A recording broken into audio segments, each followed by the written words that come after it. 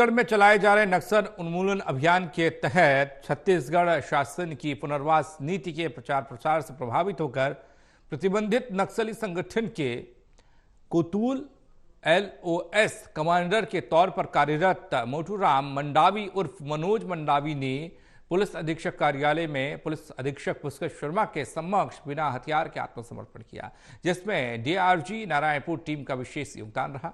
आत्मसमर्पित नक्सली को शासन की पुनर्वास योजना के तहत पुलिस अधीक्षक नारायणपुर पुष्कर शर्मा के द्वारा 10,000 रुपये का प्रोत्साहन राशि के तौर पर दिया गया। आत्मसमर्पित नक्सली को शासन की पुनर्वास योजना के तहत अन्य समस्त सुविधाएं और लाभ दिए जाएंगे। नियमानुसार कार्रवाई की जाएगी। पुलिस अधीक्षक नारायणपुर के द्वारा इस दौरान नक्सली संगठन के अन्य नक्सलियों को आत्मसमर्पण कर मुख्यधारा से जुड़ने और शासन की पुनर्वास योजना का लाभ लेने के लिए उनसे अपील भी की गई। नारायणपुर पुलिस द्वारा निरंतर नक्सल विरोधी अभियान चलाया जा रहा है, जिसके तहत छत्तीसगढ़ शासन की नक्सल पुनर्वास नीति का प्रचार किया जाता है। उससे प्रभावित होकर तथा नक्सलियों के द्वारा जो की जा रही हिंसा और उनकी जो अत्याचार है उससे तंग आकर बीजापुर के थाना बहरमगढ़ ग्राम मिरमेटा के निवासी मोटूराम मंडावी उर्फ मनोज मंडावी, जो कि 5 लाख का इनामी नक्सली है, जो कि कोतुल LOS कमांडर के तौर पर काम।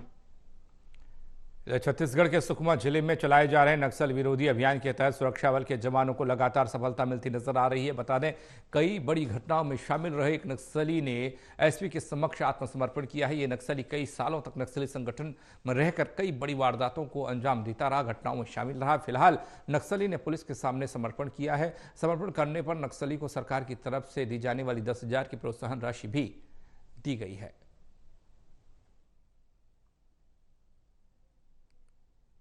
विजय पचौरी जुड़ रहे हमारे साथ, हमारे सहयोगी इसी खबर पर उनसे ज्यादा जानकारी लेते हैं। विजय, सरकार द्वारा नक्सलियों को मुख्यधारा से जोड़ने के लिए जिस तरह से अप्रोच की गई, जो योजना बनाई गई, वो कामयाब होती दिख रही है क्या?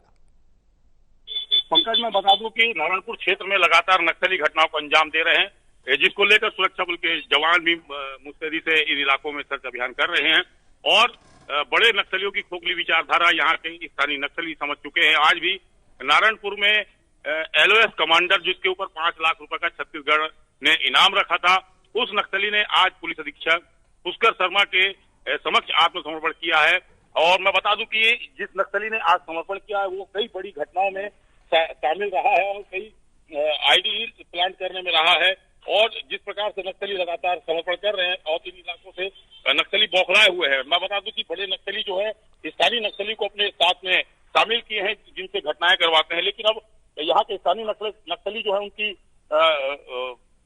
नक्सलियों को, जो बड़े नक्सली लीडर है, उनकी चाल को समझ चुके हैं। यही कारण है कि लगातार नक्सली समर्पण कर रहे हैं। जिस नक्सली ने आज समर्पण किया है उस नक्सली को सरकार की तरफ से पुनर्वास नीति का जो प्रोत्साहन राशि दिया जाता है 10,000 रुपए, वो भी दी गई है।